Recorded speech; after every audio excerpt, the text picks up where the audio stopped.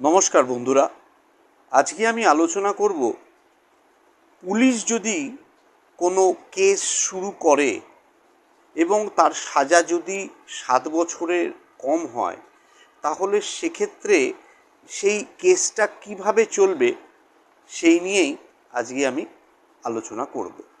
বন্ধুরা, পুলিশ যদি কোনো মামলা শুরু করে, সাধারণভাবে তাকে আমরা জিআর মামলা বলে থাকি।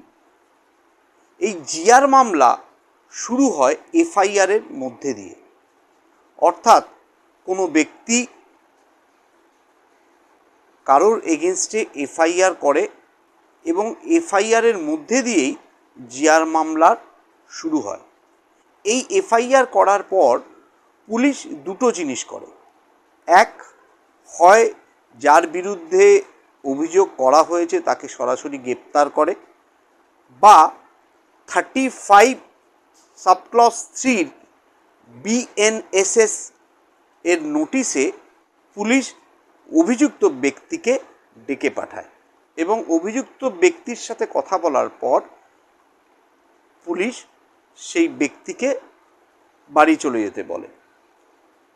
এরপরে যে স্টেপটা আসে সেটা হলো, যদি পুলিশ সেই অভিযুক্তকে গ্রেপ্তার করে তাহলে পুলিশ নিজেই সেই ব্যক্তিকে কোর্টের সামনে হাজির করবে, অথবা যে ব্যক্তিকে পুলিশ গ্রেপ্তার করলো না, শুধু 35(3) নোটিশ দিয়েই ছেড়ে দিল, তাকে বলবে কোর্টের সামনে হাজির হতে।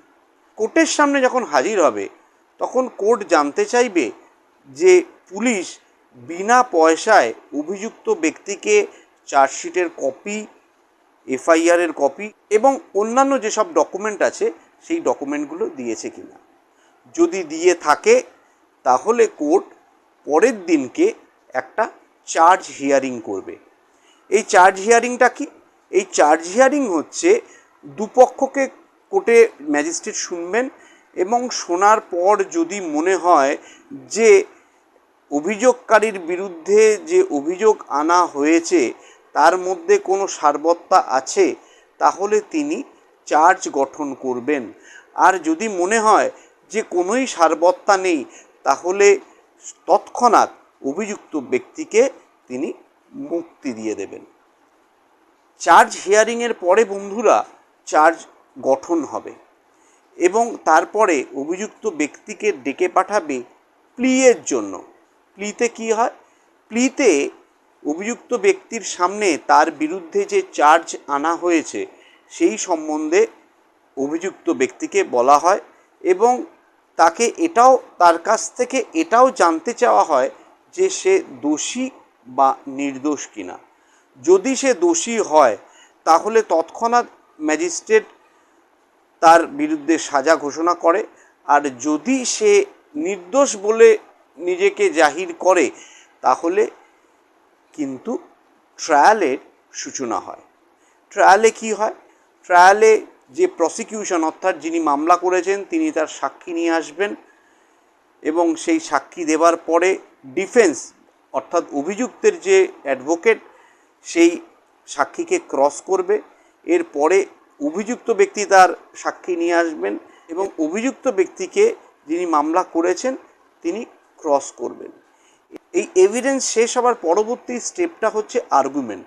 আর্গুমেন্টের ব্যাপারটা কি? আর্গুমেন্টের ব্যাপারটা হচ্ছে যে দুপক্ষই এখনো পর্যন্ত যা যা কিছু হয়েছে তার একটি সামারাইজ রূপ ম্যাজিস্ট্রেটের সামনে মৌখিকভাবে প্রদান করবেন এবং সব কিছু শোনার পর ম্যাজিস্ট্রেট তার জাজমেন্ট প্রোনাউন্স করবে। এতে দুটো হতে পারে, এক হচ্ছে অভিযুক্ত ব্যক্তিকে তিনি মুক্তি দিতে পারেন, আর দ্বিতীয় হচ্ছে অভিযুক্ত ব্যক্তিকে তিনি কনভিক্ট করতে পারেন এবং সাজা শোনাতে পারেন। এই গেল মোটামুটি পুলিশ কেসের কোর্ট প্রসিডিংস। আশা করছি আপনারা সহজেই এটা বুঝতে পেরেছেন। আজ এই পর্যন্তই। নমস্কার, ধন্যবাদ।